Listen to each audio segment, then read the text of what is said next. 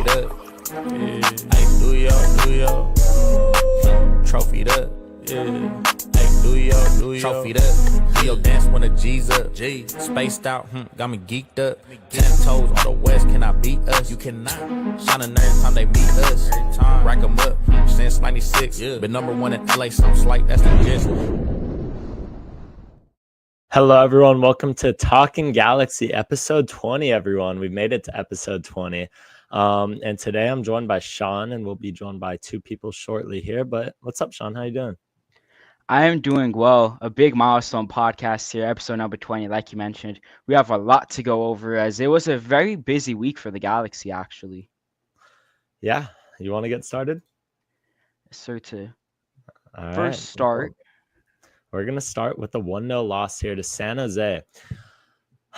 Oh, boy. Where do we even begin with this match? I honestly thought that this was probably... I don't know. The Salt Lake match, I know they're in bad form, but Cali Classico's form doesn't usually matter. And we came into this game. Let's start with the starting lineup here for the LA Galaxy. So in goal, a bit of a surprise, Novak Micovic gets back-to-back starts. Novak Micovic, John Nelson at left back, which has been the standard for the LA Galaxy this season. It's been Zonka and Yoshida at the back. So Amiro Garces gets benched. Miki Amane did not start this match. Mauricio Cuevas did. And then you had Edwin Cerrillo in the midfield, Marco Royce, Lucas Sanabria.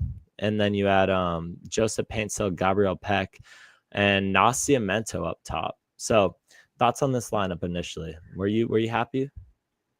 I was fine with it. I was really shocked. Way more shocked than I thought I was going to be because I for sure thought we would see rotation because we did have the game against RSL on the weekend. But to start Zonka and then Cuevas, I did not think that would happen. I thought it would for sure be Amane. And to see Nascimento get the start up top was really surprising, considering Christian Ramirez hasn't started a game in what has been like 4-5 games now. Yeah, Christian Ramirez has been in Vanny's doghouse, honestly. He's just been on the bench for the LA Galaxy in recent times. Hasn't gotten much play time. Started the season off as probably our best player. And then, Miguel Berry started to get some starts, and you're like, oh, the Galaxy are probably just rotating. And then it seems like ever since, Ramirez just hasn't been starting for the LA Galaxy. I mean, if you're Christian Ramirez, I believe he's still our top goal scorer, if I'm not mistaken. So with 4 goals on the campaign, I'm sure he's probably a bit frustrated to head to the bench. But I thought Nascimento was good in this game. I thought he showed a lot of flashes. Obviously, the Galaxy have had an issue scoring. We can't get on the score sheet right now. And this continued. This continued in this match. We had a lot of chances, though. Something I want to emphasize here is the fact that I thought Joseph Paintsel had one of his worst games in the Galaxy kit. And that was a bit surprising because the first time we played San Jose, he was all over the ball last year. And I get it. It was 2024. Things were different. But every match he showed up against San Jose. And it wasn't the fact that he wasn't getting in behind the back line. The issue was Joseph Paintsel was not connecting on shots. He had no end product. How did you think he did in this match? I was really disappointed, especially with his finishing touch, like you mentioned. He had multiple chances, especially in the first half, and he just couldn't convert any of the chances he had. Really disappointed considering how much better we know he is. And again, we saw it against Salt Lake, a much different player, really. But again, really disappointing from a designated player to go out there and put a performance up like that.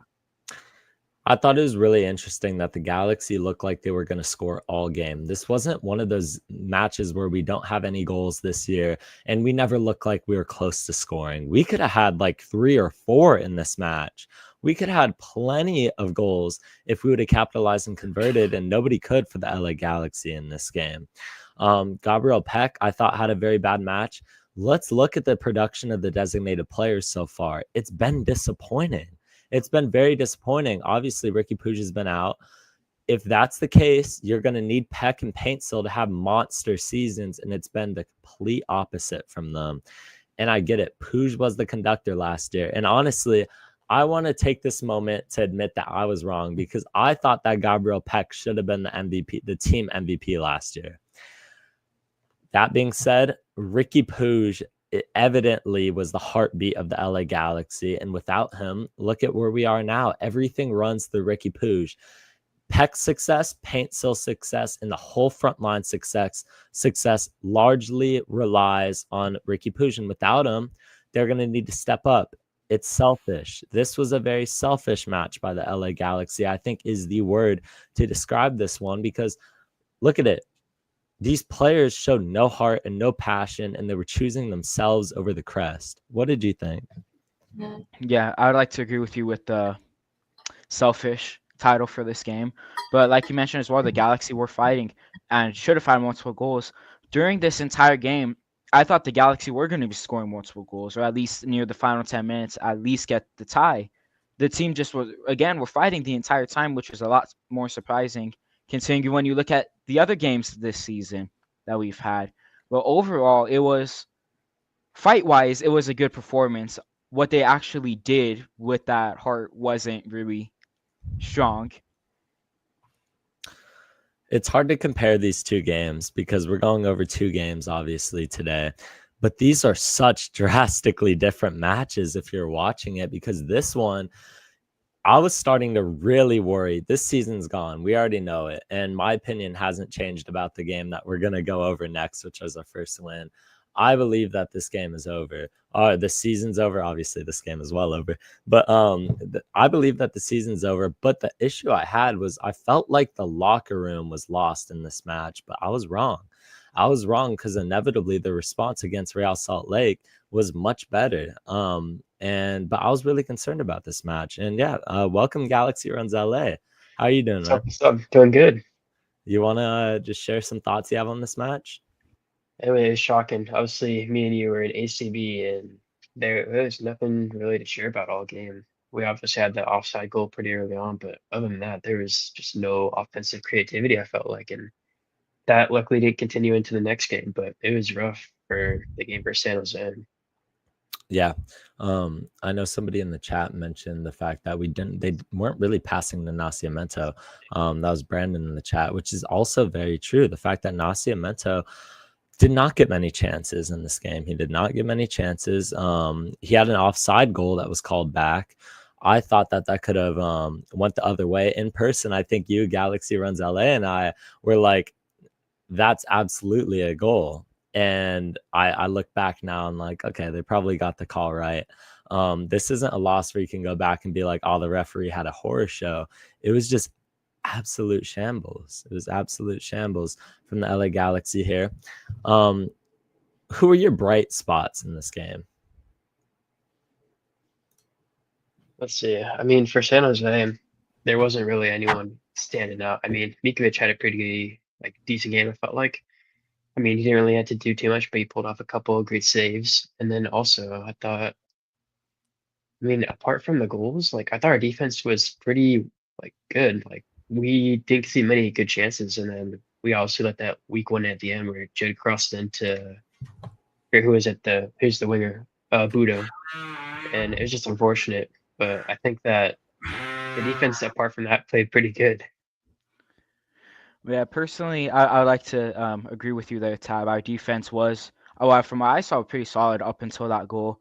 The person that I would say that stood out the most was in the back line, and that was Cuevas. I felt like that he was bringing the ball forward really well. His defensive actions were solid as well, and overall, he does have a really great future for the Galaxy, in my opinion. You know what I love about Cuevas? His crosses. His crossing is so good. I absolutely love his crossing ability for the LA Galaxy. That was my door, by the way. My roommate was coming in and out. This, by the way, shout out Eli Lesser for this kit. You are the GOAT, man. But I just, I thought Cuevas has been honestly one of our best defenders this year. In a season where we haven't had many, I feel like Cuevas is absolutely, he's showing up. He's showing up, and what I like is it feels like he's playing with passion. It feels like Cuevas is absolutely playing with passion. He's playing for the badge. He's playing for the LA Galaxy. and he knows what it means to play for the LA Galaxy.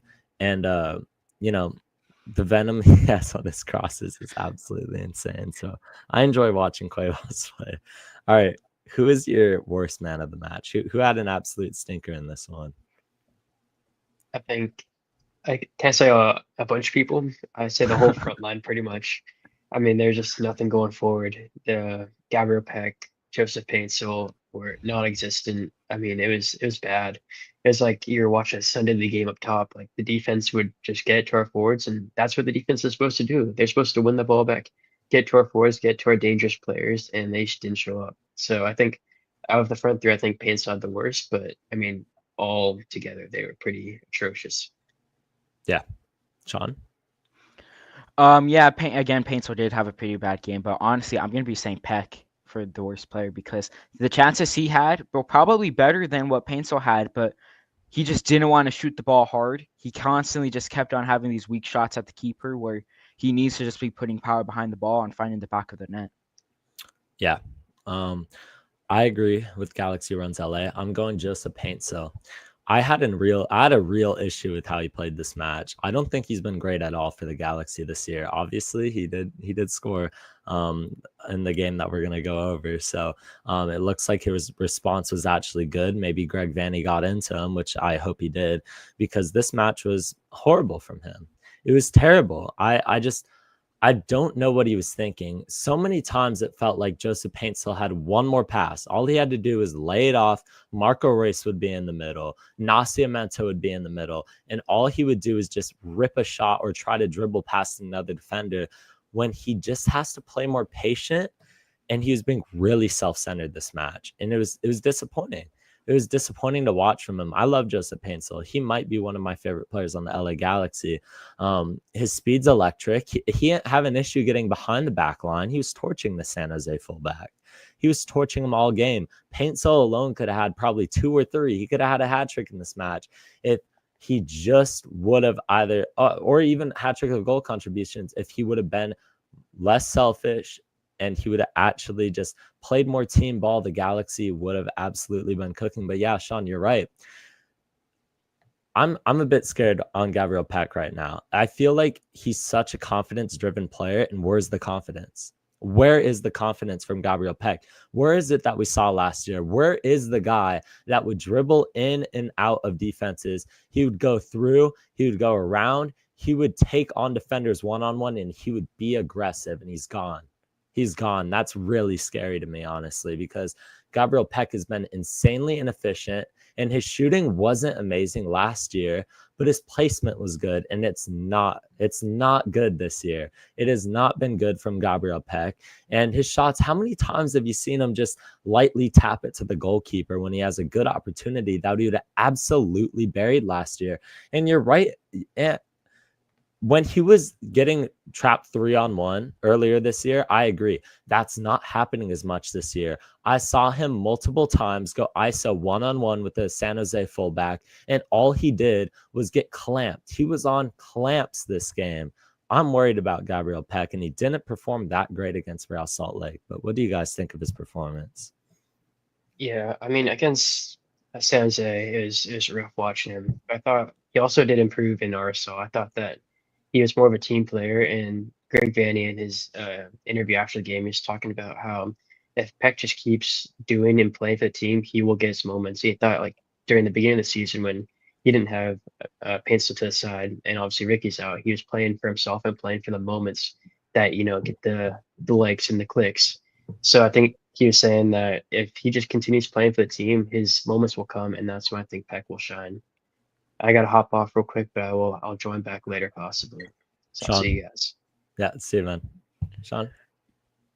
Yeah, this was a howler game from Peck. He also doesn't have the best of right foot. We've known this since last season. He is significantly better on his left, but just it's like he's scared to cut onto his right and try to get a crossing or even a shot on his right, which we did see him try last season, and it did work sometimes. And again, his left is much better. But when you constantly cut inside on your left and then you cut in again and again and again, you're going to be easily readable. And it was just so easy for San Jose to really limit the dangerous chances that he would have created on his own. So he did improve versus Salt Lake, like Galaxy fans that they mentioned, but hopefully this continues where he is improving game by game. For somebody who set out probably with MVP expectations this year, the Galaxy are without Ricky Puig. You have to be that guy. But I mean, you have to be that guy in a way where it's not all about you. It's not all about you. You could still be the focal point of the offense. You can still get the goal contributions. You can get your move to Europe after this season, for all I care. But you have to perform up to expectations and live up to the MVP hype and play like you did last year, as electric, as confident, and as great as we know his talent is. It's gone. It's gone right now. And it's a confidence issue, not an issue of the quality. That Gabriel Peck from last year is not gone. He's not a one-season wonder. It's all about the people around him. And Gabriel Peck doesn't want to play with the people around him right now. He wants it to be about him. He wants to be the guy that can stat pad for the LA Galaxy. This match scared me for Gabriel Peck because it felt like it was him more so saying, hey, I want my move to Europe. I want my move to Europe, and I don't have the stats for this right now. My value's probably shot down $5 to $10 million just on how bad the Galaxy and himself have been this year. His value is not as high as it was at one point. People were throwing around $30 million for Gabriel Peck. What's it at now? What's it at now? And the Galaxy spent, $11 million. Vasco hold 30% of his sell-on clause. We're not incentivized to sell Gabriel Peck right now. We're not. We are not incentivized to sell Gabriel Peck. And I don't know. I feel like it's a confidence issue.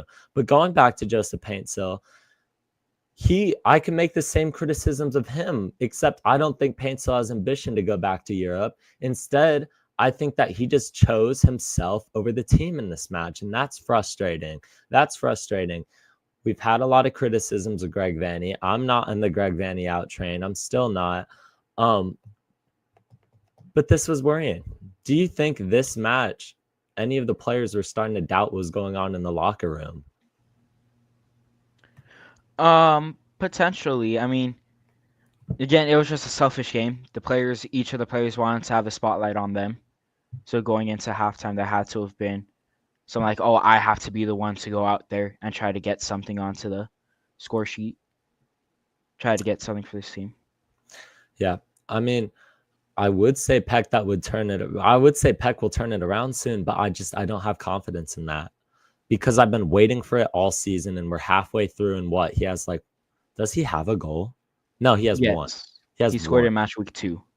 Peck has 1 goal and we're halfway through the season right now.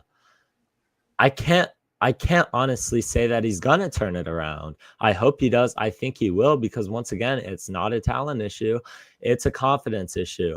And when the team plays better, Peck feels more confident. And right now it's absolutely shot. His confidence is shot right now. And yeah, his goal was against the Vancouver Whitecaps. But Joseph Paintsil too, I mean, it's not a quality of shot issue. I think it's the timing of his shooting. I think the chances he chooses to shoot the ball versus, and it's soccer 101. It's soccer 101. Yeah, but Paintsil's been out most of the season. Peck's been healthy most of it. That's the issue. Paintsil, I agree.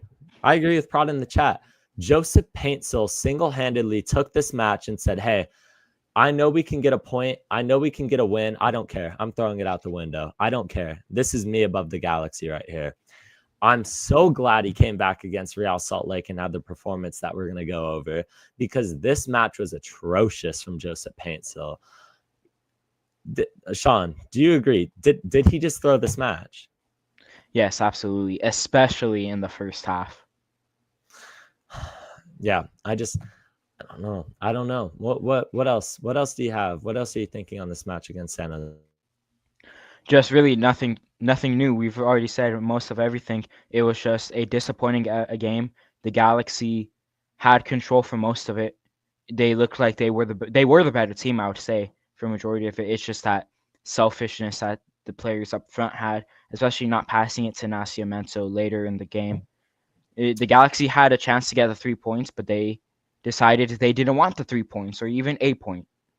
It's honestly unprecedented for me to see this from the LA Galaxy because we've had the worst start in MLS history. We're tied for it. Well, not just for a defending champion, but we were tied for the longest winless streak in MLS history in a single season.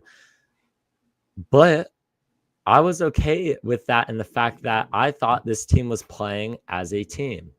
I thought the Red Bulls game, we were terrible, but we were terrible as a team. This was a group of individuals. This was a group of individuals right here. And that was sad to see, honestly. But we have a quote on this match. I want to hear from Greg Vanny after this match, I believe it is. And Greg Vanny on the LA Galaxy being one away from tying Houston's 2021 17-game winless streak said, "It's not an effort thing. It's an execution thing." What are your initial reactions?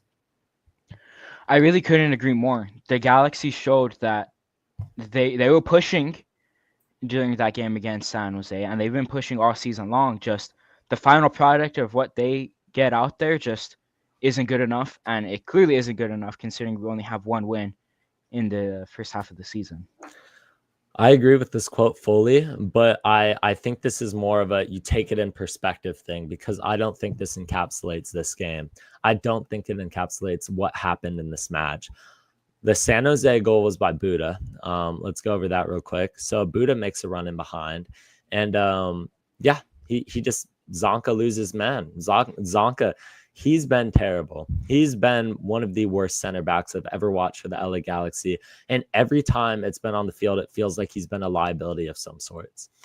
It feels like Zonka has just thrown the match every time. I can't believe it, honestly. I thought he was going to be an okay signing when he came in because I was like, look, Martin Cáceres was out almost all of last year. Just be okay. Just be an okay third choice center back for the LA Galaxy, and you're going to be fine. You're going to be fine. This was a very low risk signing, I thought, and it's turned into a complete disaster. He loses his man Buda, very pacey center back, but he's the one who lost his marker. All he had to do is check behind his shoulder, and he loses his man. Miki Amane tries to go in for an attempt, but it doesn't end up working. So I thought Yamane did all he could in that. I don't think Yamane's been great this year, but maybe if Cuevas is in, he gets to that at that point. I know Cuevas I know he came off at that point, but do you want to break down the Buda goal there? Again, it was on more of a counterattack type of play on the right-hand side. It was Yoshida going for the ball initially. I believe, was it Judd who got the assist? Yeah, it was. Oh my gosh. Okay, go ahead. Welcome back, Judd. Judd just gets a light cross into the box. Zonka doing his best statue impression, thinking he's getting it, an actual statue outside the stadium. Just lets the man run past him. And again, it's just an easy finish. Zonka, again, once being a liability for this team. Like you mentioned, every single game, he just is a liability. And it's just like, okay, we see the lineup come out. How is Zonka going to be messing up this week? Yeah. I mean, I was so surprised when we ended up keeping a clean sheet because when after looking at this match, I was like, okay, so it feels like we're playing down 1-0 every match because you're just waiting for a Zonka mistake. And I get it. You got to punish Emiro Garces in some way for the San Diego game. Absolutely atrocious from Emiro Garces in that match. But the issue I have is when you bench Emiro Garces, you're basically saying, look, Emiro Garces, like you're boneheaded. You're boneheaded sometimes because you're making mistakes that you should not make. And your pace isn't even covering up. Last year, your pace could make up for it. This year, it can't. But the issue I have is that you're taking Emiro Garces and saying, hey, we got to sit you. And Zonka's the next guy up. Like you're punishing the whole team at that point. And yeah, what do you think about that? Our center back depth. Our center back depth is really atrocious. When you look at Zonka, again, is our third choice center back, and he was replacing our third choice center back last year, which was Neil, which is a huge downgrade. I mean, I don't like talking negative about Zonka. I want him to do well, but he just makes it very easy for there to be negative press about him. You got to be fair to him. You got to be fair to Zonka, and I will be fair to him when we preview when we go over the next match. And I don't know. I mean, Garces has started more matches than Zonka does. I think Garces is just obviously a better center back than Zonka quality wise. The issue I have with Amiro Garces is the fact that he will just make one or two mistakes for no reason, and they will be massive ones. Zonka's just not a good player. He's just a terrible player. Amiro Garces is. We know what Amiro Garces can do. The issue is, yeah, he did need to sit this match. And I was a bit surprised that he didn't end up starting the next match. But hey, I mean, there's got to be competition of some sorts. But in that case, why is Maya Yoshida protected? I'm not here to go after Yoshida because I think he's been okay in recent games. But if Amiro Garces can get punished, then where's the punishment for Maya Yoshida, our captain? We got to be fair. We got to be fair to both players. If you can take Amiro Garces and how good he is as a center back and take a couple mistakes, given their massive mistakes, but our captain's doing the same thing, and he hasn't gotten benched, and I don't know. I don't entirely and I agree with Drew in the chat. I'll say it right now. I've talked about what we need in this upcoming transfer window. We need a center back. There needs to be depth. I don't know what we thought not replacing Jalen Neal in some way, shape, or form, because we need that CB4, well, now CB3, because I think any center back that comes in would at least be our third best. But we need a center back. We need a center back in the summer window. There is ways for the Galaxy to open cap space. Center back is not a very expensive position. It's not like you're bringing in some flashy striker that's going to take up a lot of allocation money. Center backs in MLS typically don't run that expensive. You can get a good quality center back for cheap, and it needs to happen. There needs to be competition.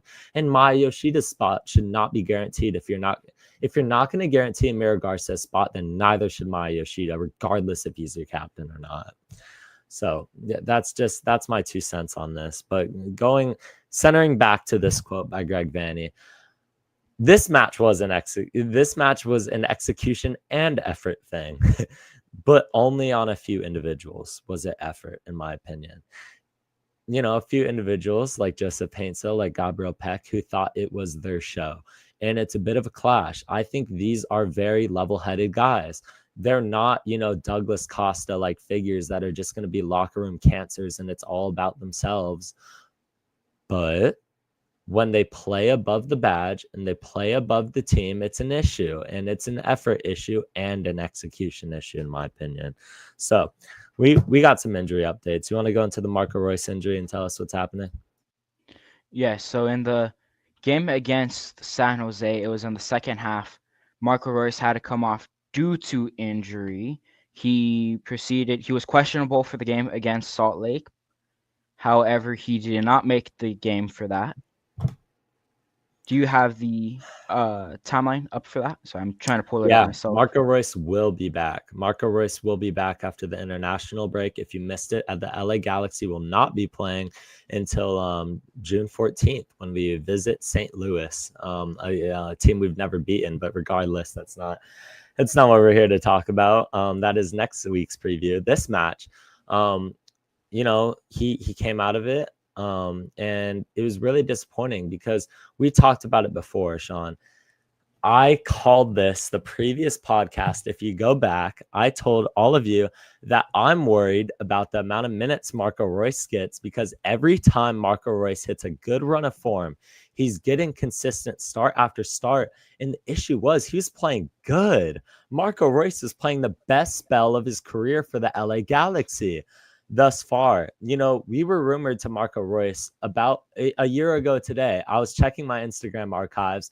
A year ago today, we got rumored to Marco Royce, and it was just a couple games ago where he put together his best spell for the LA Galaxy, and I was nervous. And you know what I was nervous about? The fact that this man was starting match after match after match, 90 minutes, 90 minutes, 90 minutes. It was going to happen. Why is anyone surprised? Why is anyone surprised when you're playing Marco Royce, the most injury-prone player probably in the history of the sport? The guy's made of glass.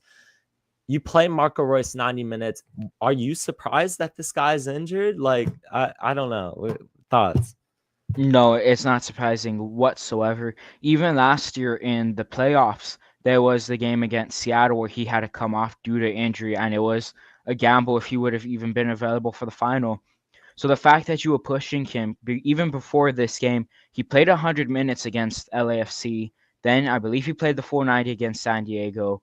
And then just a few days later, he has to come back and play. Well, I mean, surely he would have played another 90 if he didn't get injured. Yeah. It was gonna happen eventually, and it finally happened. He got injured once again. We saw he did get injured earlier in the season too, so this is now his second injury this season. Just he will not be missing significant game time due to being international duty. I mean, I get it. I get it to an extent if you're Greg Vanney. This guy is balling. He's been balling for the LA Galaxy. You got to play your informed players when you're this bad. If the Galaxy were gonna, it's funny because we actually won the match where Marco Reus wasn't playing, and he's been probably our best player throughout the course of the season so far. What a turnaround he's had after his first injury. The Galaxy were close to shutting him down completely. After his last injury, he came back and he had a point to prove. He was playing like his life was on the line, and he has nothing left to prove. I enjoyed Marco Reus ball after his last injury, probably for the first time since the Atlanta or LAFC match last year. That being said, Marco Reus cannot play 90. If he comes back, which he will be coming back from injury, I would expect him to come off of the bench. And also, you cannot play him full 90s anymore. You can't. He's not at this stage of his career. And I would also probably expect him to retire after the season. I don't think Marco Reus, with his injury history and where he's going right now, I don't think he's in for it. I don't think he's in for anything past this season. He's still under contract for one more year. But if he retires, the Galaxy get freed of that money, get freed of the salary cap obligation to Marco Reus, which works out for us because I don't think we want to pay $1.4 million for a 37-year-old Marco Reus. It's not going to happen. I think he retires after this year, but that's beyond the point. When he comes back, we need players like Tucker Lepley to come into the match and make an impact, fresh legs off of the bench. And I get it. When you're losing matches, it's hard to take off such a good attacking player like Marco Reus when you're losing a match, right? Because then people are going to look at Greg Vanney and be like, what are you doing? Like, why are you taking off Marco Reus? But look at his injury history. I will say it now. If Marco Reus doesn't play full 90s going forward, which he shouldn't, nobody should point the finger at Greg Vanney, even if he's getting taken off in games where we're losing. It needs to happen. But Sean, do you think Reus retires after this year? I can see it, and I think potentially if he gets injured again later in the season, I can see him retiring then and there. If this injury was maybe even a month longer, then you could potentially been seeing him retire now, but this is just all ifs, of course. I don't think he will be here next season, whether that's the Galaxy buy him out or he does retire. But going into next year, I don't see him staying. Yeah, I totally agree with you. I think the Galaxy will find a way to move on from Marco Reus because if he's this injured this year, add another year onto that, and it's not looking good. And if you want to compete for a championship next year, you know what you can do? Fagundes is a free agent. You let go of Reus, you buy out Reus, or if he retires, you open up $3.1 million in allocation money. That is an incredible amount for the LA Galaxy to open up with free agents. And we can bring in a lot of players to help make 2026 a really good year again. And more than anything, we need people who can be on the field next year. This year, I'm fine with riding out Marco Reus's contract. But next year, I will gladly take that Nascimento jersey. Hit up my DMs, LA Galaxy _buzz. But yeah, I don't know. But let's move into some other news. Speaking of Marco Reus, FIFA cover. Let's go into some team of the season on FIFA stuff. If you could bring that up here, Sean. I know we're going a bit out of order on the schedule, but I want to do this and then we can go into questions. So, team of the season is around in FC 25, and we got two cards this year. We got Ricky Puig, who got a 95 overall, and Gabriel Peck, who got a 91 overall. Gabriel Peck was an honorable mention.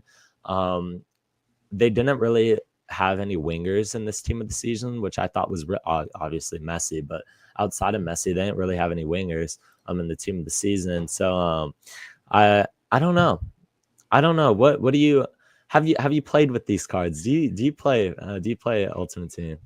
Unfortunately, I do play Ultimate Team. I can probably have a whole podcast about how bad EA are as a company and how little ball knowledge they have, actually, because Dayan deserved a tots. Yeah. Yoshida deserved a tots, in my opinion, from last year. Painso definitely deserved a tots. But Ricky, I think he's incredible in game if you've used him yet. Peck is pretty solid. Him being a team of the season moments seemed a bit off. I thought he for sure just deserved a regular team of the season. But both of these are really fun cards to use. Really nice with the Galaxy past and present squad going on for me currently. But yeah, if you guys have Ultimate Team, they're not expensive whatsoever. I highly recommend getting them if you can. Just trying them out and see if you guys like them. Yeah, chat's right here. They do not care about MLS team of the season. They don't look at the games. If anyone thinks that the EA developers look at these games, take no further than Gabriel Peck being 91 overall and Denny Bouanga being 94 overall is ridiculous. It's mind-blowing to me.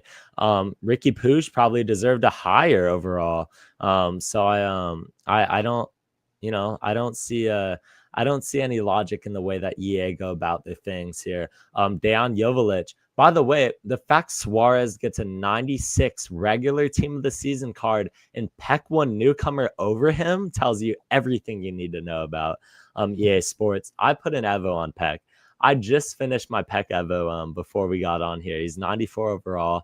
I don't know. I still can't tell. I don't think he's been that great for me, but Ricky Puig has been balling out. I'm doing an Evo on Kevin Cabral, everyone's favorite. So I'm trying to get him a little stacked card there. So yeah, we got some team of the season players, but Dejan Joveljic absolutely snubbed, at least an honorable mention. I mean, if you're going to give Peck an honorable mention, I think, and you're right. Brandon's right in the chat. Worship LA Galaxy. Benteke, Golden Boot winner, deserves a team of the season card. And what a team of the season card that would have been with his heading. Those are always broken in Ultimate Team. I really enjoy playing. I just started Ultimate Team, but yeah, I've been enjoying playing with these cards because they hold a special sentimental value that just making like a full European team doesn't do for me. But let's go into questions from chat here. It could be about Ultimate Team. It could be about our San Jose match. I would like to go on record here to say that I did beat Galaxy Runs LA twice in Ultimate Team. So, Tabbers, if you're watching this, I'm sure he's going to want a rematch sometime and I'm going to get smoked. His team's actually good. I low-key got lucky. Courtois had like the match of his life for me. I have him in net. When will we win again, Sean? Next match against St. Louis. I think we'll win that game. We'll go more into match predictions for that next Tuesday. Yeah. I think the Galaxy get their revenge in San Jose. I don't think we've never beat St. Louis. I don't see that happening, especially in a season that this has been. I get it. We're coming off of a win. Real Salt Lake aren't that good to me. I mean, we are terrible, but Real Salt Lake aren't that good. I think we're going to end up going winless the next two matches, but we'll get our revenge against San Jose. That's a match we should have won. And if that team plays as a collective unit, I think we will. Percentage that we end up making the playoffs, 0.1. Sean? It's really low down there, but hopefully we do just to shut Sasha Kleshin up because he's been really annoying online. Oh man, if Ricky Puig were playing right now, he would absolutely take it to Sasha right now. He would carry the LA Galaxy. Well, obviously, if Ricky was playing, we wouldn't be in this situation. But regardless, if Ricky Puig spawned in on this LA Galaxy team fully healthy right now, we would probably end up making the playoffs, but that's not the case. This team doesn't have the juice it takes to make the playoffs. And I know a lot of people are being reactionary right now and saying that we will. I hope we do, but I don't think it's going to happen. I do not think it's going to happen. I think the LA Galaxy will miss the playoffs. If you look at the points per game, we're going to have to average. It's so incredibly low. And I will go on record here to say I don't even know what would I do if the Galaxy made the playoffs. I'll bleach my hair blonde if the Galaxy make the playoffs like the team did last year. It's not happening. The LA Galaxy will not be making the playoffs, unfortunately. But if they do, I'm a man of my word. You can clip this right now. I am a man of my word if the Galaxy make the playoffs. Sean, what will you do? I have no clue, not gonna lie. Maybe do the same, I suppose, as that is something I have thought about in the past. But yeah, again, Sasha Kljestan, one of the only I'm few not bleaching Galaxy. my eyebrows. Go ahead. Sasha Kljestan's one of the only few players that I don't consider him a G. I know the whole once a G, always a G thing. No, I don't consider him a player for my club ever again. Yeah, no. Sasha Kljestan and Douglas Costa, you are not welcome back to Dignity Health Sports Park. Those are my least two favorite Galaxy players of all time. I will say it's Douglas Costa by a mile. I did not enjoy a single minute of Douglas Costa ball. And I know everyone in the chat scrambling to be like, oh, but child support Douglas Costa was so good. I don't care. He was playing for his next team. He was not playing for the LA Galaxy at that point. He was playing for his next paycheck. And it frustrates me even more that he played like that because I knew he had that in him all along and he just didn't care. And it's our fault for signing him. But Douglas Costa, you are not welcome. Terrible player. Did not enjoy him playing for the LA Galaxy. But opinion on people saying that they need to sit Ricky out the whole season if we aren't in playoff contention. Sean? I wouldn't say sit him out, but when he is back, he does not need to be playing significant minutes. Maybe play him 60 minutes a game. Or maybe you take him when you have some midweek games, have him be on the bench those games. An ACL injury is a major injury. It is a career-altering injury and so you don't want to rush him back and him potentially injuring it again or just aggravating it or just something. You want him to be healthy going into 2026 especially. So yeah, just do not rush Ricky Puig whenever he gets back. When he's ready, the Galaxy are ready, in my opinion. You do not rush him back, but he needs minutes. I would not shut Ricky Puig down for the year just because we're going to be out of playoff contention. That does not matter for me. I don't care if the Galaxy are out of playoff contention. If we do not have Ricky Puig getting minutes, he's going to have to relearn the whole game in 2026. And you're slowing down your start next season. You're bleeding this season into next season if you end up sitting Ricky Puig out for the year. And Coachella is not enough to get him regular game time, build his confidence, get him back to playing like he used to play. You need him to get MLS minutes, even if we're last place in the league and we're playing a scrappy away game against FC Dallas in September. I don't care. If Ricky Puig is healthy, he needs to be playing this match. Not this match. He needs to be playing matches. Ricky Puig needs to get minutes. He needs to settle in. He needs to relearn the game. And then he could take the off season to rest up again, look at the footage, look back at some of the things and keep working, keep tweaking his game to make sure that once 2026 hits, Ricky Puig needs to hit the ground running. He needs to play exactly like he did in 2024. And you're not going to get that unless you play him this year, even if it's meaningless matches, even if he's not playing like he used to play. You need to get him back. You need to play. It doesn't matter what we are this season. And by the way, people saying that Ricky's going to end up coming back for the final 10 games, I think that's a bit overstated. I think he'll come back for probably the final 5 games of the season, if I had to guess. So yeah, it is right. Douglas Costa did get sent off every game.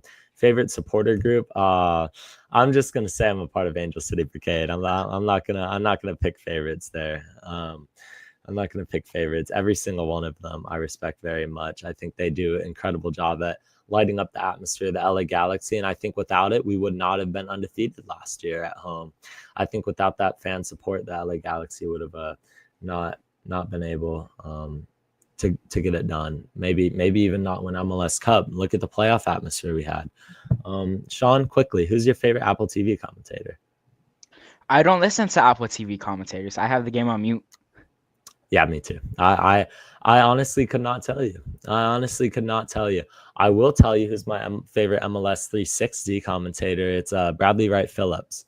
So unfortunate he had to play for the crosstown rivals, but I really like his personality. It is not Sasha Kljestan. Or I'll tell you is my least. Okay, Taylor Twellman, Alexia Lawless, but Kalen Kyle, brother. You were screaming for LAFC when they equalized in that final match on decision day last year. That was one of the most pathetic reactions I've ever seen live on Apple TV after the Houston Dynamo equalized. If you needed any proof who the MLS 360 people like Kalen Kyle end up supporting, who they have biases towards, look no further than that clip, because I've never seen anyone get that excited over a match that didn't involve their own team. But any hope we could still make the playoffs? Sean? There's not. No, unfortunately, there's not any hope. I want to be wrong, but yeah. Chances Ricky scores more than 5 goals this year. I think there's a solid chance for that. Ricky's gonna want to come back with a bang, obviously, but it just depends how many minutes he gets. Like I said, I would love for him to get solid minutes in, but not significant 90-minute games in here. But it just all depends how much he plays. No, 5%. Yeah, I'll get 5 goals, 5% chance. He didn't have like that many goals last year. I know he was one of the people who broke into the 10-goal mark, which is a significant amount. But if you're taking that from like a 6-game sample of him coming back from an ACL tear, if you're asking goal contributions, I'll tell you probably 55%. I just don't know what type of player Ricky's going to come back as. And I assume the first 2 games or so, he's going to come off of the bench for the LA Galaxy. Definitely the first game. So, and I don't expect he'll be back until probably the final 5 or 6 games. So I don't see it happening. Goal contributions, maybe. It's a toss up for me. Sean and Peyton, who's your prediction for the LA Galaxy MVP this year? I think it's going to be, and it's actually a lot more difficult than I thought. I'll say Lucas Sanabria.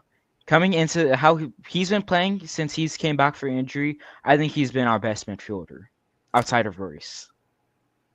Lucas Sanabria? Whoa. That just processed. That's crazy. I thought he's been good, but team MVP, I don't know about that. I just feel like he's adapted really nicely into MLS, and he's getting better by the game. And he's just really been good in the midfield. And in my opinion, the midfield is the most important part of the pitch. And so since he's been our best midfielder, at least defensively, compared to Cerrillo, it's going to be Marco Royce. I think it'll be Marco Royce. Like we covered earlier, he will be back next game. As long as he, stays somewhat healthy. I know you can't ever ask Marco Royce to stay fully healthy, but as long as he's not, missing like 5 or 6 games at a time, and gets shut down for the year, I think Marco Royce has been our best player this far. If I had to vote right now, it'd be him. And so I would say Marco Royce. But I missed the Cerrillo scuffle. I was crashing out at ACB. Will he miss next game? Let's go into some Edwin Cerrillo news. We're going a bit off track here, Sean. I'm working you overtime over here. But Edwin Cerrillo will miss next game with yellow card suspension. He's accumulated. This is his 2nd yellow card suspension. He's accumulated 10 throughout the course of the 2025 campaign. It was a scuffle with the San Jose players. And yeah, I just, it's a bit concerning that this is his 2nd game. He's a yellow card merchant, but I'm okay with him getting some rest because he's taken on a lot of legs. He's gone a full 90 and he is a midfielder. So, maybe he's like, maybe Edwin Cerrillo is going to be our Diego Chara for the LA Galaxy. But I just, what do you think about this? How much are we going to miss Cerrillo next match? I think we will miss him more than we thought. Well, we think we would. Him and Sanabria have really been linking up nicely the previous couple games. Although he has been having some bad misplaced passes, I felt, especially against San Jose. So we will miss him. for the game against St. Louis. It's really disappointing how much he's getting yellow cards, especially in this game. It was so unnecessary. Yeah.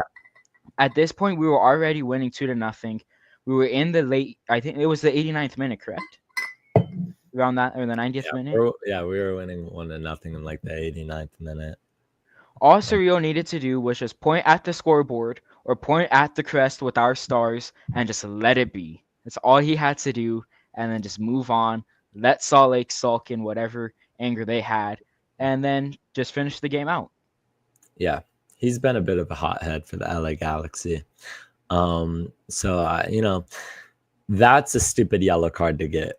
The other 9 I don't really mind as much, but this one, to get yellow card accumulation on this one out of all of them was stupid. He's a bit of a hothead, but he's a midfielder. I'm okay with him missing a match because I think he needs to rotate at some point anyway. And if this is his way of getting rotation, then I'm all right with it. But yeah, Ant is right in the chat. Diego Luna not getting yellow was a bit weird. And yeah, Royce has been our best player in my opinion. I don't know if you agree with that, Sean, but who else would be? I mean, Marco Royce has the most goal contributions. I'm not saying he's been like an MLS best XI caliber. And I know he's been injured parts of this year, but who else has been for the LA Galaxy? I think he's been, in his recent form, he's probably been man of the match almost every game the past like 5 that he's played in for the LA Galaxy. But Sean, do you agree that Royce is our MVP so far, or is it Sanabria for you? You're probably right on Royce. I think I was just quick to think Sanabria on that. So yeah, I'll agree with you with Royce. John Nelson deserves a shout. He's been really consistent this season. Yeah. Edwin Cerrillo needs the armband. He's a bit young for that, in my opinion. I don't know if he's like a leader necessarily of this team in the locker room, which is more so what the LA Galaxy need. Update on Lucas Sanabria here before we go into our win against RSL. Lucas Sanabria, more news for next match. Lucas Sanabria should be available. I say that very lightly. I would expect Lucas Sanabria to be available. We're going to go over the Salt Lake match and the contribution he had in that game, but he came off at halftime. I was a bit surprised to see that. I was like, wait, did Sanabria just come off? Did I miss something? I didn't see him like tweak anything during the match. Maybe I missed it, wilding out in Angel City Brigade. But Lucas Sanabria came off. Greg Vanny said it's probably a minor thing. They don't know exactly what it is. We'll probably get an update within the next week or so after the international break, probably the following Thursday. But Lucas Sanabria, what an impact he had last game. We will go over that shortly. But let's see. Would you have Sanabria come off the bench given this injury for next match? Yes, I would. Again, you don't want to rush. I'm very with when it comes to a player being injured, you never want to rush them back. And with Sanabria already, although it was a different type of injury, he was injured earlier in the season. You don't want to rush him back again coming off of another injury. I know we have 2 weeks, or I think it's like 2.5 weeks actually break, but there's no need to rush him if you don't have to. Yeah, no, I totally agree with you. I don't think there's any reason to rush Lucas Sanabria. I think Isaiah Parente is an overqualified backup at this point. I think he can come in, put in a shift. Hopefully this doesn't affect the form he's been in because he's been growing into the game for the LA Galaxy. And if he could come back and do as good as he did before the injury and progress his game further and further in aspects that he needs to improve in, I still think he's growing into that box-to-box midfielder role. I don't think he's fully settled into that. I think the goal is good progress. But it's a bit weird that the LA Galaxy bought another 6 when we had Edwin Cerrillo because there wasn't a real need for that. We needed an 8. The other guy we were linked to, Igor Jesus, is an 8. Sanabria is not.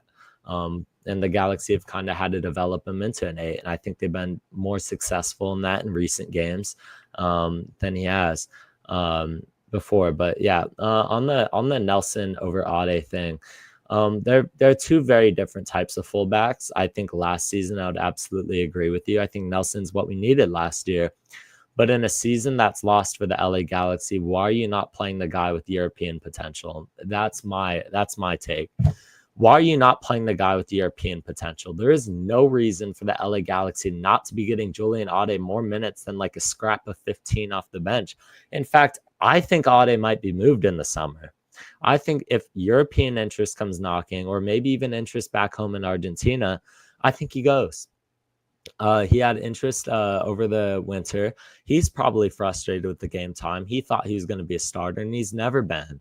He's never been at any point. I don't think he's been amazing this year, but I think he provides an attacking aspect to the game that the LA Galaxy need right now. When you're struggling to score goals, you need somebody who can freshen up the attack. And it's weird to say that maybe a fullback could do that for you, but it's the truth. It's the truth. I think Lucas Sanabria and, I think him developing in an 8 is going to help our attack. And I think Julian Ade getting back into the lineup, getting back into the mixer, even if it's rotational matches, would do so much for the LA Galaxy. John Nelson's reached the peak of what he's going to be in his MLS career, which is a serviceable MLS left back, and that's fine. He's 26. He's not old. He has a future left in this league, honestly. And I think he's going to be a class player for whatever team he ends up going to next, if the Galaxy decide to stick with Ade for the long term. But I don't know, what's your take on that? I prefer Ade. Like you mentioned, he offers more in the attack, and that's why I prefer him. But in my opinion, again, the season is pretty much over for playoffs wise. So the 3 players that you should be using them or utilizing the most to see if you want to keep them going into next season, especially, is Nascimento, Micovic, and Ade, because you don't know if they're going to have a role in the squad or not. So you want to get the most out of them. And Vanny just isn't, to his credit, he's been using Nascimento and Micovic recently, but not Ade. Yeah. I 100% agree with you, Sean. We were making the same point a couple podcasts ago, is the fact that in a season that's gone, the Galaxy are not making the playoffs. In a season that's gone, why are you not playing the guys with potential? But yeah, that's been a bit confusing. I'm glad Nascimento is starting. I'm glad Sanabria is starting, honestly. I'm glad Novak is starting, but it's time for Julian Ade to get some minutes. Let's see. The Pencil bobblehead was a ticket pack or season ticket member add-on. Did people show up early thinking it was a giveaway? I honestly did not get mine, but I know, Sean, you wanted to show off it. So go ahead here. Thank you for mentioning that, because I did want to show it off. I absolutely love this bobblehead. I did get it as an add-on. Comparing it, I actually have all the Star Wars ones from the previous few seasons here. I have the Neil one. It's about the same size compared to Neil if you're trying to find them online and trying to figure out how much space. And it is significantly smaller compared to the Dayon one. Yeah. The lightsaber is removable too. So if you get it and the lightsaber isn't staying in place, it is removable. So don't think it's broken. Which one's your favorite, Sean? It has to be the Pencil one, but that's because it's wearing the Ryzen kit, and I adore the Ryzen kit. Okay. All right. Yeah, I like the Ryzen kit as well. Although it always shows up weird in photos when you're trying to edit and stuff. I don't know. Maybe that's me. I just feel like we don't have very high quality pictures in the Ryzen kit. I thought it was a giveaway, so that's news to me. That's news to me, honestly. But I didn't end up getting a bobblehead, which is fine. I got my ring, and that's all I really care about. You know what, though? I don't think I've actually showed this on the podcast yet. Is the fact that shout out Jody here. I got the 2002 ring that they gave away last year. I did not get that in the stadium, but I have it to complete my collection here. Well, not complete yet. I still got to get another ring this year. Okay, wait, no, that's just not working well. Yeah, I got 2 of my rings here. I'm trying to recreate the Thanos thing, so we'll see how that progress goes. But yeah, the Star Wars night, I liked it. I liked the whole halftime thing. I've never seen anything like that. I feel like they went more all out. Let's transition to next match right now. The Galaxy went all out for Star Wars night, in my opinion, and it somehow I think this was last year. Galaxy win 2-0 at Real Salt Lake. Oh, you were right, Sean, earlier when he received the yellow card. We were up 2-0. So yeah, definitely unnecessary. I almost forget that we won this match 2-0. I thought this was more of a scrappy match than I than I remember it being for the LA Galaxy being able to get this one done. But the LA Galaxy defeat Real Salt Lake 2-0 at Dignity Health Sports Park. Lucas Sanabria in the 17th minute opened his scoring. He got his first goal for the LA Galaxy. Nascimento gets his first goal contribution for the LA Galaxy. And then Joseph Paintsil buries the game, although I'm not sure a single soul in the stadium thought that game was over when Joseph Paintsil scored with some of the leads that we've blown this year. Joseph Paintsil gets back on the score sheet. I know we were just flaming him. I'll give him his flowers right now. Joseph Paintsil was good in this match. This was the comeback match we wanted to see from him. Initial thoughts on this game. Oh, wait. First of all, let's go over the lineup. I'll go over this real quick for the LA Galaxy. Novak Micovic in net. John Nelson at left back. Maya Yoshida, Zonka, Miki Amane, Edwin Cerrillo in the midfield. You had Lucas Sanabria, who ended up coming out of this match, as we discussed earlier, Diego Fagundes, Gabriel Peck, Joseph Paintsil, and Matthias Nascimento starting. So initial thoughts when you saw the lineup? Nothing too surprising, honestly, because when I saw the lineup Wednesday, I figured we would be seeing most of the same players Saturday. Actually, I was a bit surprised to see Nascimento still get the start. I thought for sure Vanny would have pushed him back to the bench in favor of Ramirez, but that was not the case. And thankfully, it was not the case, as Nascimento was the reason for the first goal. Yeah, I guess our minutes theory on Nascimento is probably out the window now, because we had a little minutes theory going on Nascimento probably having a buy-on clause. If he reaches X amount of minutes, but that doesn't seem to be the case here. The Galaxy were very dominant in this match. Real Salt Lake, I honestly, I don't think they had one major chance. They hit the post twice, but I don't think they had a clear cut where it's yeah, they should have scored that. They hit the post. One of them was the outside of the post. I hardly even count that. And the other was actually a decent one that could have probably ended up going in the backside of the net. But I don't know. As much skepticism as we have when the Galaxy go up in matches, this felt like a safe game. I felt safe all match, honestly. I wasn't too nervous that Real Salt Lake were going to create anything because the Galaxy were limiting them defensively. We talk about Zonka. We talk about how poor the back line's been. They kept a clean sheet here. Let's go over Novak Micovic's performance. His first clean sheet and his first Major League Soccer win. Huge match from him. I think this has solidified him as the number one goalkeeper for the rest of the season, honestly, for the LA Galaxy. And I think that's a very good thing. So how would you assess his performance in this game? I would say he was one of the best players for the Galaxy on the night, especially inside the first 5 minutes. We saw it was a big mistake from the backline again, thanks to Maya Yoshida. And Salt Lake had a one-on-one with Mikovic, and he had a great save. Again, that was inside the first couple minutes. If that was McCarthy, I think the game would have been 1-0 right there, and the Galaxy would have been chasing for sure. I agree. I think we lose this game with John McCarthy in net. And I think it's about time that somebody said that. I like that point here, Sean, is the fact that if we start this game down 1-0, I don't see a way the Galaxy come back. And I know we scored 2. I know we played very exceptional in this game, but I don't think it happens. I think the confidence gets shot. I think everything that loomed over the LA Galaxy in this match disappeared as soon as Lucas Sanabria scored. What a run by Nascimento on that goal, though. Just an unselfish play to lay it off for him, too. I mean, you got to be there to score that if you're Lucas Sanabria, but obviously not the hardest to finish is. But Nascimento, what a setup. Has this changed your opinion on maybe if the LA Galaxy should buy him? I think it's still too early. This is only his second start for the Galaxy, but what 2 great starts it's been. It's a shame that we have this break because he's been really well for us.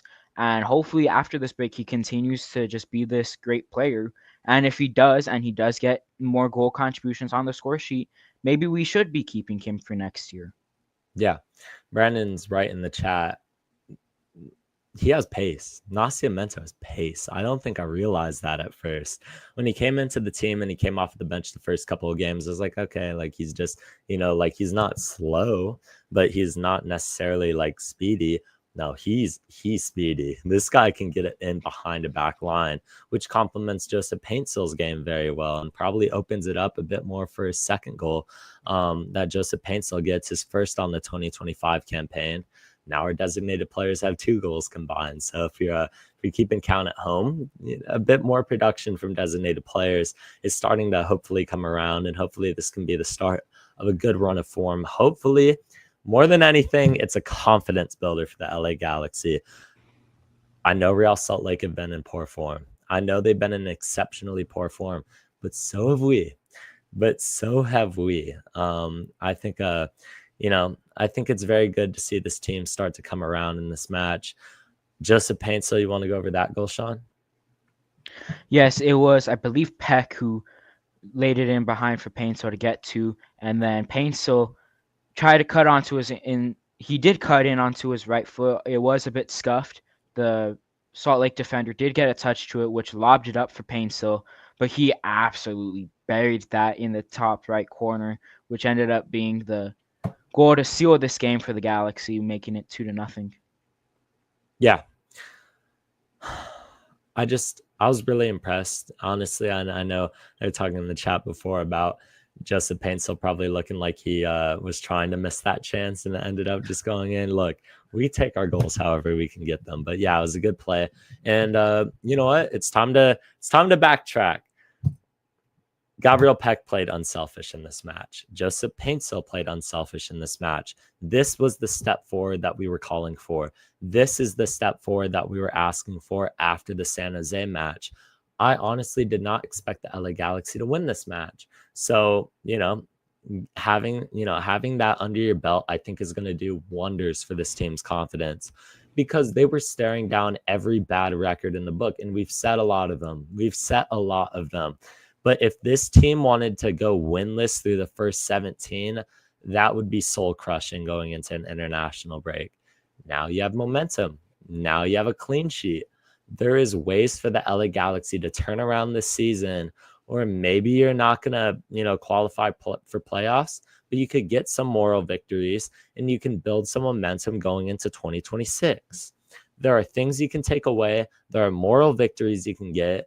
And this is one of them. This is a moral victory. This is not a season-saving game for the LA Galaxy by any means for me. But Winder Hive, Sean. We're getting some Winder Flame in the chat. I thought he's been slow for the LA Galaxy. He's been sluggish. It seems like he's behind the speed of play. Not trying to harp on any negatives because there's a lot of positives to take from this match. But as Winder Nation, how do you assess his performance? In this game, I'm seeing how some of the people in the chat saying he should have stayed back. As soon as he got onto the pitch, he was more into that attacking midfielder role. So I think he was asked by Vanny to step up more attackingly. And then Peck was gassed at this point. So it was Winder having to make the runs for Peck there because Peck was just dropping back a little bit. But yeah, I agree. Winder has not been he's been slow to adapt to the league, but coming from the USL, we knew it was going to be a big step for him there. The USL is obviously way below MLS, well, at least in my opinion. It is. But over time, I think Winder will be a fine player for us. I don't think he's going to be a Ricky Poo type player. He's never going to reach that type. Yeah, I don't even think he will.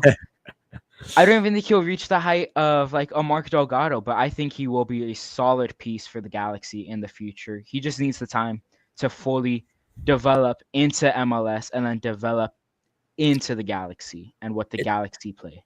It's difficult because it feels like an MLS Next Pro level is way too good for him. It feels like that. Oh, we got a jersey change over here. It feels like that's too much for Elijah Winder to go to MLS Next Pro, but maybe he can get loaned down to a USL team or another team in Major League Soccer that maybe sees some potential in him. And they think that they can get the best out of him. Philadelphia are very successful in, raising attacking talent and developing a bit more project players. So maybe we get a loan over there. But Elijah Winder has not come around for the LA Galaxy. But we're not trying to harp on negatives here. Galaxy runs LA. Welcome back. Your takes on this match: 2-0 win against Real Salt Lake. I mean, this is everything we've been wanting. I mean, bounces went our way. I don't think it's our best game, but I mean, we scored 2 goals. They scored none, and we got 3 points. So we're on 7 points now. I think it was 7 points above or below St. Louis, who is above us, and then we have like I think it's 13 points above us for a playoff spot. So I mean, Yeah. we're on the right track, but it's going to take a lot more than just 3 points. Yeah. The first win was always going to come at some point, in my opinion. I mean, we weren't going to go winless through the whole year. I don't care what anybody says. We were going to catch a team on a bad day. And yeah, we were going to catch a team on a bad day. And I think we did that here. I think Diego Luna was super ineffective, and I'm not trying to take away from what the LA Galaxy did, but this was not, Real Salt Lake had been very, very poor recently. And I think we benefited from that. I think we benefited from that greatly, is the fact that they were, I think, winless in 7 games going into this, and their head coach, Pablo Mastroeni, who I think might be next on the sack list probably after this year, talks about, maybe we need to lower expectations for this year. Brother, you're like, what, in your 4th season with the Real Salt Lake? I don't know what you're talking about, lowering expectations. You don't have any playoff success, but, when you lose to the winless LA Galaxy, I don't know what's running through their heads right now, but no, I did not call that win, by the way. I what did I call? I think I called a loss. If I had to I think you look said back. 7-1 loss. Me? I'm kidding. Oh, you're a rage baiter. You're an S2 rage baiter. I was like, if I called that on the Red Bulls game, though, yeah. Let's say that was my call for the Red Bulls game. Yeah, no, Ant called the 7-1. Ant always calls 7-1 in the chat. Let's see. Yeah, I mean, I don't know. I feel like a lot of people just expected the Galaxy to roll over in this game, but I think the way that we got off to a good start, and we really limited what Salt Lake were able to do. Let's give some credit to this back line. The LA Galaxy back line was exceptional in this match. Sean, you want to start us off and talk about some of the performances on people in the back line? The back line started the game off poorly, but over time they grew into it, especially Yoshida and Zonka. As much as we were talking bad about them earlier, this was a great bounce back game for them. Micovic as well. Great game for Micovic. And again, one of the best players on the pitch, if not the best player on the pitch for the Galaxy. Yeah. Is that your man of the match? Yes, I would say he's my man of the match. He was crucial for the Galaxy. Like we said earlier, if this was McCarthy in net, we don't win this game. Galaxy runs LA. You want to talk about the defense and then your man of the match? Yeah, I mean, the defense was, I think for the past 2 games, has been pretty good. I mean, San Jose, I thought it was pretty strong. And then obviously with that weak goal, but apart from that one chance at San Jose, I thought our defense was pretty flawless. And then it continued into this game. And apart from that first woe where they almost scored, and then Nikovic came up with a great save, they didn't have much. Obviously, they hit the post kind of later on in the half, but I mean, defense was solid. I thought John Nelson had a great game. There's the hockey assist for the first goal, so I thought he did good, and that was definitely something that kind of shut the Aude train. So interested to see who keeps going forward there. I think Nelson continues. So at defense, I have nothing bad to say about him. Yeah. And man of the match, I don't want to say Mikovic as well, so I'll just say Sanabria. I mean, he was all over that midfield. Unfortunately, he had to come out through injury, but he should be good for coming matches. So I'm going to say Sanabria. Yeah, I mean, man of the match, best 45 minutes. He absolutely put in a shift for the LA Galaxy. All right, if we're all going in separate paths on man of the matches, then I will say that my man of the match, you know what? I'll go Joseph Paintsell's flowers. I'm very glad to see him back on the score sheet. I thought he was lethal. I thought he was dangerous in this match. As much as we gave him flack for last game, which he deserved, he completely threw that game. He made up for it this game. He absolutely made up for that atrocious performance. And if we're going to criticize him, I'll give him his flowers and say that he's absolutely brilliant. I think it's only up from here for Gabriel Peck, but or not Gabriel Peck. I was about to transition to the next point where it's like, I don't know. I think Peck is the next one that needs to get on the score sheet. But it was brilliant for Paintsell's confidence that he's able to get on it. But I think when you're looking at designated player production, Peck almost needs a goal a bit more for his confidence than Joseph Paintsil does right now, because Peck has been shattered. But if you get him a goal, I think that might change. He might be more aggressive. I think the coaching staff needs to take him to the side. And really, everything that was going on for the locker room juju feels like it finally paid off. I know they're talking about earlier this season, like Diego Fagundes putting something in the locker room just for some, to start winning games spiritually, I guess, because it was not going to end up happening on the field with our talent.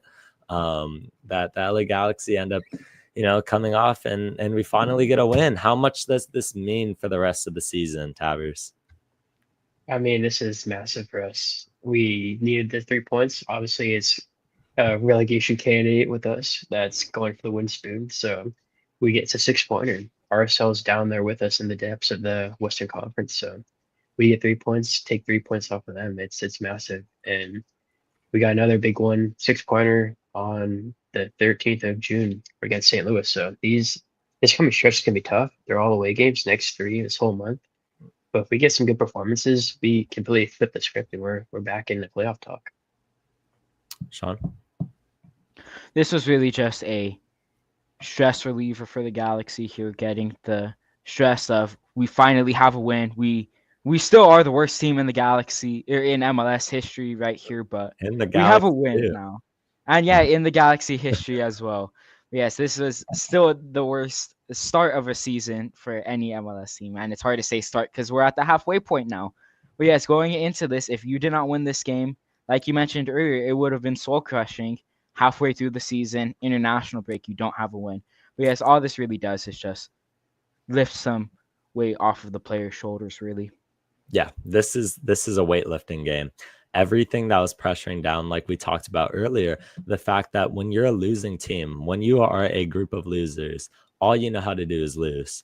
All you know how to do is lose. When you're losing, you're just going to keep going. It's like a streak you can't break. It's like sliding. It's like sliding down, like, a mountain or something. Like, it's like sliding down a mountain and you just can't stop yourself. You can't stop.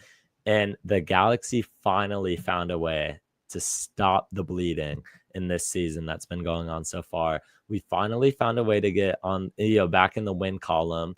Everybody that was trolling us can now shut up about being winless in 16 games because we have it now. I'm not going to over celebrate it like it's an MLS Cup. It's a moral victory that won't end up meaning much in the grand scheme of the season because I think the Galaxy will be far out of playoff contention. But it proves that we can string together a few wins this year, which is a good thing, which is a very good thing that the Galaxy are able to have the confidence and prove that we can win. But I don't know if it's going to end up becoming anything of a streak. I just don't see it happening. I don't think the Galaxy are going to go on a run or a tear here. So, Sean, we got a question for you. Was that your Papa walking in front of you in the old blue G jersey? No. Okay. All right. No, I was wearing a white jersey. What? I was wearing a white jersey. I was wearing blue. Oh, yeah. Okay. So let anything else from this match? Oh, wait, that just clicked. Okay, never mind. That was a good one. I don't know why that went so far behind. It's been a long day of classes anyway. I had one class. Geez, I can't. Like going from high school to college is so crazy because I used to be able to the 6-hour school days felt so normal until you're in college and you're going to school like 3 days a week. And then you have like an hour and like 50-minute lecture. And after it, you're just done. You're just checked out for the day. And Tuesday, I'm not even on break. Anyway, besides the point here is that the LA Galaxy get their first win of the 2025 campaign. They move up to 7 points and they're still dead last in the league. So it doesn't change much from a standings perspective. Like Tavers was mentioning, there is a big hole for the LA Galaxy to climb out of when it comes to the rest of this year. We're going to transition real quick into some Efrain Alvarez, McEphra news. Efrain Alvarez has been sold from Club Tijuana to Chivas Guadalajara. The total is like 7.5 million. I was mind blown when I've seen that. I don't pay attention to Liga MX. I guess he's been putting up decent stats, and he's still young. I mean, when he came into the Galaxy system, he was like 16 years old when Zlatan was around, so he's still young. Efrain Alvarez getting sold bags the Galaxy, I believe it was $1.75 million. That cannot be converted to allocation money. This goes to the club's pockets. We had I believe that adds up to a 15% sell-on clause. You correct me if I'm wrong, Galaxy. 25. What? 25%. 25% sell-on clause, right? So yeah, Efrain Alvarez. Thoughts, Tabers? I mean, he had his moments for us. He was never the player that we always hyped him up to be, whether that be our fault or his. But I mean, it's good for him. He needed that change of scenery, and he got it, and he's making it work. Obviously, he's going from Tijuana to Chivas, so I mean, it doesn't really affect us anyway. We just get money, so I mean, good for us. Yeah, Sean. Yeah, just going back on what Galaxy Ransale mentioned, he never lived up to the player that what everyone thought he would be. But Streets will absolutely never forget that goal against Charlotte.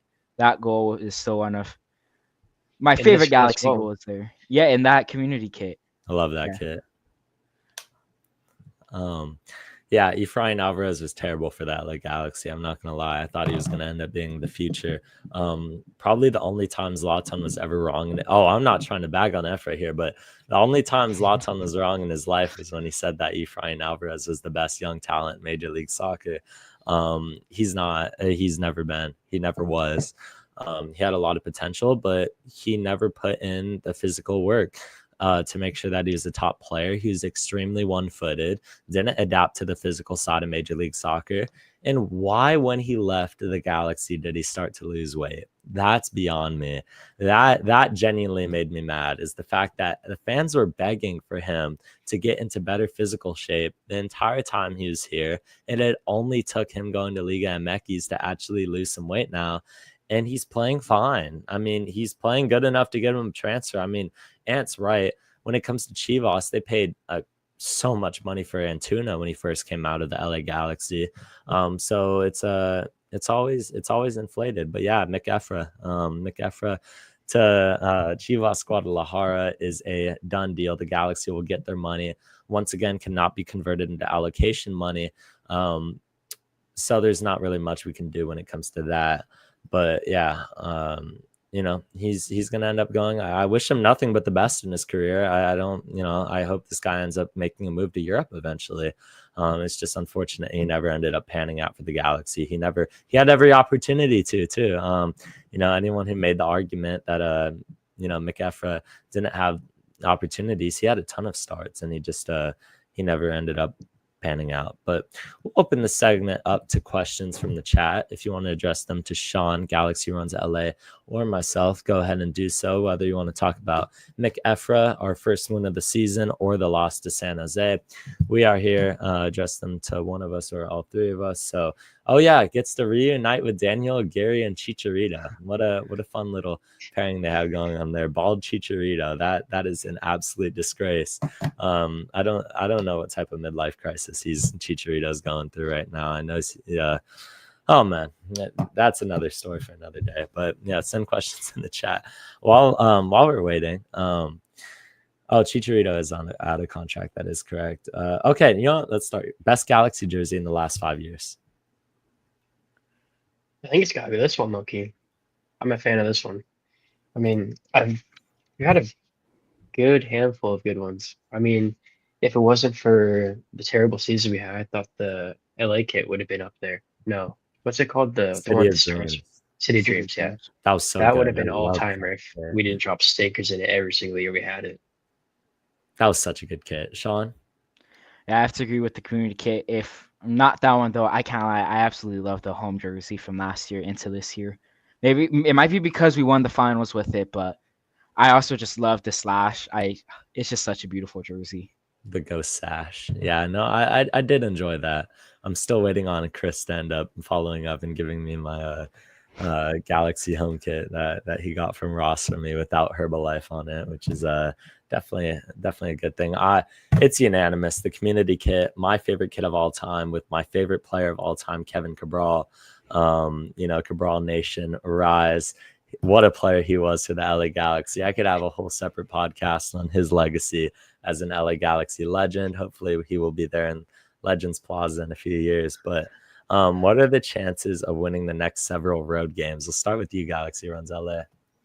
Let me pull them up right now. I know we got St. Louis, We got which I St. think is Louis, definitely a winnable game. Colorado, San Jose. Yeah, you got. I mean, those games are all winnable. St. Louis obviously has a new coach bump where they beat San Jose at home. But I mean, they're not a great team. They have good players similar to us, but they haven't connected. So that's gonna be an interesting game. San Jose get revenge. Obviously, last year beat them at their place, looking to do it again at PayPal Park. And then Colorado, it's tough in altitude. I mean, last year we had good seasons, or good games against them, but this is a whole nother story. So I mean, if we can get wins in any of those, that's going to be massive for us because all those games are against teams that are going to be fighting for what's it called, for playoff spots. Yeah. So I mean, it's going to be tough, but if we can win any of them, get some points out of the road games, it's going to be good. Yeah, Sean. I think the most difficult game in that run is going to be Colorado because they're going to want revenge against us for us absolutely wiping the floor with them in the playoffs last year. Just absolutely annihilating them there. We saw one team who got revenge against us already this year in the Red Bulls. I don't think it'll be similar to that whatsoever, but I don't think we win that game. For San Jose, I can see us escaping with the win. Also, shout out San Jose for winning the World Cup, Club World Cup, Champions League, and just every trophy in existence when they beat us. Saw how their fan base reacted to that online. Yeah, their 15 fans showed up to that game. They're so irrelevant, man. I don't even care. I hardly even view that as a rivalry game anymore. It has no juice to it. And we own them. We own them. Have y'all ever had a Herbalife shake? No, never. Don't. I have a funny story. So I was driving to the game. We stopped at a Chick-fil-A to grab some food before, and I was wearing the Rising kit. And then some lady, I was waiting for my mobile order. Some lady came up. She's like, just look at my jersey. She's like, Herbalife. I'm like, what's my problem? And she was like, you know that their shakes put me in the hospital once. They had to get like ambulances. I'm like, I'm just wearing an LA Galaxy kit out. I don't care about Herbalife. I thought that was pretty crazy. Yeah. I mean, praise to her, but yeah, that's crazy. Yeah. Never do that. Never. Sean, have you had Herbalife? No, I haven't had any of their products, thankfully. Okay, good boy. Do you guys think the digs will be jam packed once Ricky's back? Definitely. Absolutely. Okay, yeah, 100%. We're all unanimous on that. Zlatan shoved Legit out of the wall. Thoughts on Miami and Leva fans flexing Mickey Mouse Club World Cup spots? Raise the participation banner. I don't. You know what? I can go on a whole other rant for that. We don't have enough time for that. Remind me next podcast, and I will. What I will say is that I'm more upset about the Miami spot than I am the LAFC spot, because I guess it's, to me, you could rationalize that a bit more, is the fact that Club America were the, I think, 3-time in a row champions, and I next highest ranked in the FIFA order. And then, as much as we hate them, I think neither of them deserved it, honestly. But I think LAFC, being the runner-up to the team that ended up getting this spot, I guess, making them play a one-off match, I guess, is valid. But the fact Miami got it was all. The fact that we of course, the LA Galaxy, out of all clubs, were the team that ended up not getting a Club World Cup spot for the first time in its modern iteration as the host nation champion. Of course it had to be us. Of course. It had to be the LA Galaxy, because where FIFA's money lies, and it's all politics when it comes to that. And yeah, having Messi on your team does not qualify you to having a Club World Cup spot, but remind me next podcast. Let's see. There was another one that I wanted to go over before we get out of here.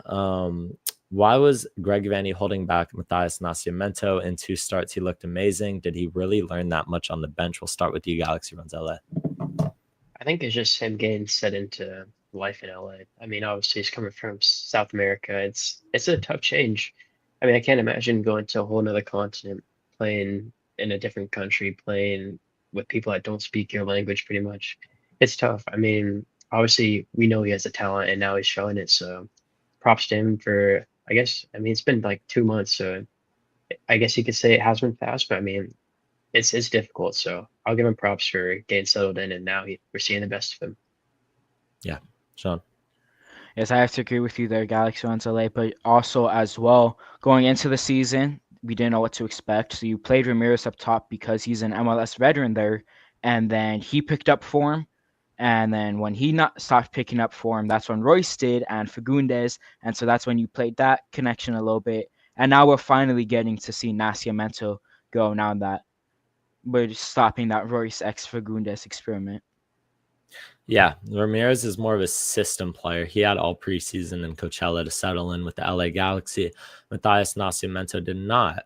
Nascimento came in all honesty, he didn't really show any flashes off of the bench, not given that he had many minutes.